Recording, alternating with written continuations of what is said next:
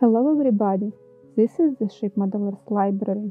Today I will show you a book about the victory of sea power, winning the Napoleonic War 1806 to 1814 by Kingston Pictorial Histories.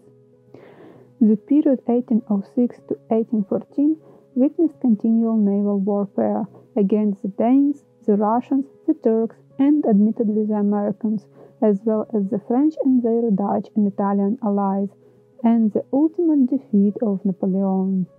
This volume describes the naval aspect of that defeat in vivid detail, and as with the rest of the series, the visual emphasis is on the contemporary and original, with the inclusion of many previously unpublished images.